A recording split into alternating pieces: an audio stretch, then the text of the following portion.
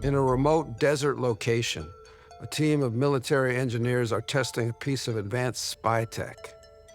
This highly classified tech program will accidentally inspire a long-running mystery.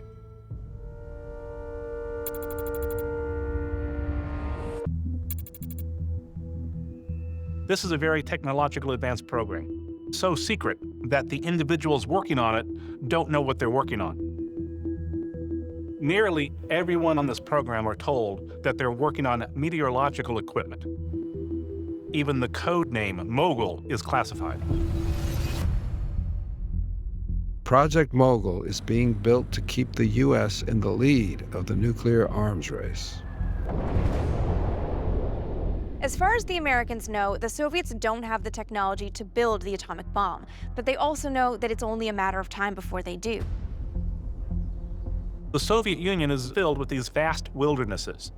The Americans are concerned that they're going to be able to test these weapons in total secrecy.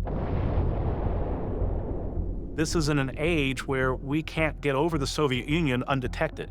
So they have to come up with an idea on how to monitor the Soviets as they test nuclear weapons. The answer comes from a renowned U.S. geophysicist and oceanographer who claims he can make tech that can listen for the Soviet tests. Dr. W. Maurice Ewing is convinced sound channels exist at high altitudes, which could be used to detect nuclear explosions. His idea gets the attention of U.S. Air Force officials, who authorize a top-secret research effort called Project Mogul. The concept is simple: to place microphones 8.5 miles in the air in the aerial sound channel to listen for nuclear detonations. The idea may be simple, but the execution is not. The Americans have to figure out how to get these microphones up to altitude, 70,000, 100,000 feet, and stay up there for a very long time. Dr. Ewing thinks the answer is to float them using helium balloons. Helium balloons don't make any sound, they can stay aloft for days at a time, and they don't need any fuel or a crew. They're basically the perfect autonomous vehicle. In 1947, the Mogul team head into the desert to begin the secret testing of these balloons and the cutting-edge audio spy tech they will carry. The payload equipment, sound monitors, ballast, and batteries, they all hung below. This stretches up to 600 feet from tip to tail, which is twice as tall as the Statue of Liberty. Rising to 45,000 feet, balloons can withstand temperature fluctuations of up to 160 degrees Fahrenheit and winds of over 30 miles per hour. It takes just one accident for this top-secret program to ignite an enduring mystery. There's one problem. These balloons cannot always be controlled. They don't always go where you want them to, and sometimes they crash.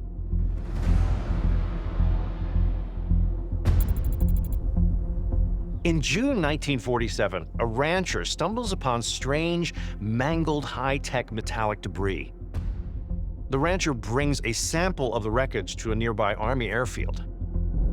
When the airfield public affairs officer releases a statement about the debris, he has no idea about the Air Force's Mogul program. He says there is a flying disc among the debris now being analyzed at a nearby airfield that is called Roswell.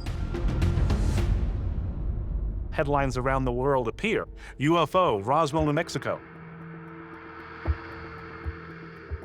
The Air Force is thrilled. It needs a cover for these balloons, and alien spacecraft are as good a cover as any.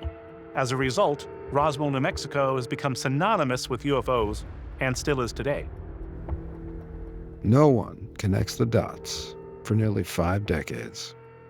The truth is only revealed in 1995, when an investigation into the Roswell UFO incident makes the link to the top-secret balloon program.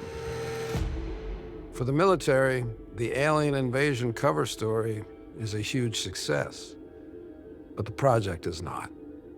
Mogul's use of balloons to detect A-bombs proves a failure.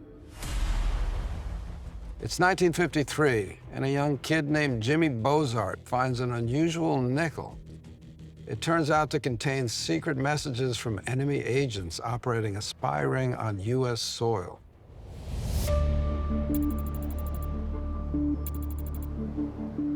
So Jimmy Bozart is a paperboy in New York City. He's doing his paper round. He gets some nickels as tips from different apartments as he delivers the paper. He's counting his change. One of the nickels opens up. It's no normal nickel. It's hollowed out in the middle, almost like two lids of a jar. And inside the nickel is a thin piece of photo paper, and on that paper is a strange pattern that he doesn't understand. Jimmy can't figure out what the patterns mean, so he passes the coin and its contents on to a local detective. And the police look at it, and they also don't know what to make of it, so they take it to the FBI. The FBI analyze it through a microfiche machine. They have their best scientists trying to decode this message, but they can never break it. The strange nickel and its message remain a mystery for 4 years. Then in May 1957, the feds catch a lucky break. The American government gets a phone call from a guy named Hayden. Reino Heinen is a Soviet handler that's operating a ring of sources inside the United States. He says he's fearful that he's going to be executed because he has stolen some of his boss's money, so he's now defecting to America. A spy who steals from his bosses doesn't sound like the most reliable source. So the FBI want to verify Heynen's story. They needed to check his credibility, so they went to his house and they found all kinds of materials that are very difficult to explain if you're not a spy. And they also found a nickel that matched Jimmy Bozart's nickel. When the FBI asks Hayden about Jimmy's nickel, he knows all about it. How? Because the nickel that Jimmy found was originally meant for Heinen. He picked it up in a dead drop. But instead of opening it immediately and decoding the message, Heinen makes a mistake. When Heinen picked up the coin, he put it in his pocket with other coins. And then he lost track of which coin was actually carrying the message. So he accidentally spent the coin somewhere. Now Hayden finally reveals the secret to cracking the code. The mysterious message is simply a welcome note to Hayden upon his arrival in New York. All of this mystery, all of this effort, all of this concern over a message that was nothing more than a greeting card between two Russian agents.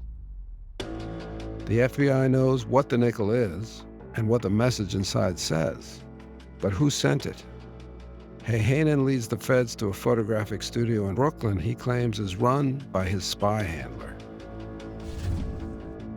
The FBI raids this spy's apartment to this photography studio, and they discovered hollowed pencils, hollowed nickels, and some other spy gizmos and gadgets. This Soviet spy is captured. He tells the FBI under interrogation that his real name is Rudolf Abel. He is a colonel in the KGB. Using the spy tech as evidence, the FBI charges Rudolf Abel with conspiracy and espionage in August 1957. The trial reveals Abel has run a network of KGB agents across the U.S. for 8 years, stealing military and nuclear secrets and sending them back to Mother Russia. He becomes the highest-ranking Russian ever to be convicted in the U.S.